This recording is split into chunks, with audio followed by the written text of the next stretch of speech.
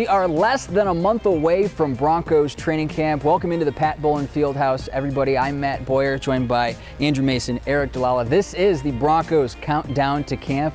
And guys, we're going to start with the biggest storyline of the offseason, mini camp, OTAs, and now, of course, training camp, the quarterback battle. Mace, between Paxton Lynch, Trevor Siemian, what is it going to take to get some separation as we hit those first couple days? Two things, consistency and resiliency. Consistency, you want to see the quarterbacks string together multiple good days. This is something that Vance Joseph talked about at the end of mini camp. He said, look, it's not about who does better on this day or that day. It's about who does better over the long haul. Boot fake, and Lynch throws, pass, wide open, touchdown, Denver.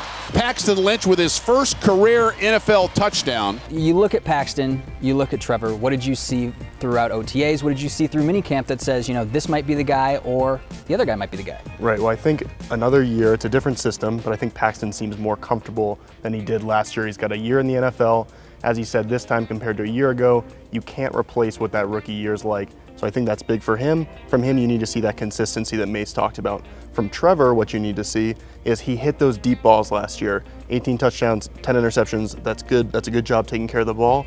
And he hit those short routes, but you have to find those intermediate routes. The greatest quarterbacks in this game do that all the time. Mace, does it matter when we get a decision? I mean, you think about it, last year it went all the way up until the beginning of the season. This year, does it matter? We obviously have a new coaching staff. Well, it went to the third preseason game, so you had the dress rehearsal game, and you knew who the quarterback was going to be. And I think that's kind of the key point.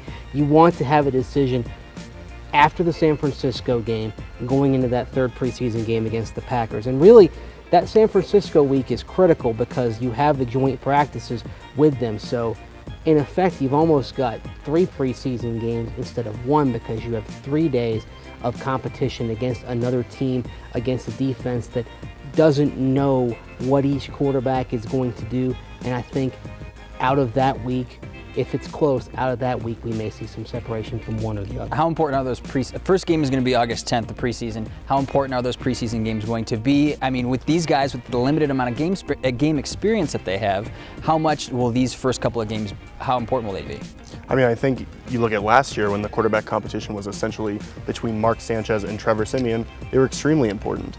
The first couple of games, Mark Sanchez had a couple turnovers, and that kind of sealed what the concerns were with being able to take care of the ball. And between that and Siemian be able to show, look, he could bounce back after that pick 6 against San Francisco, still play a good game, that kind of confirmed that he could be the guy. So I think they're tremendously important. But to echo what Andrew said, that week against San Francisco is going to be so important.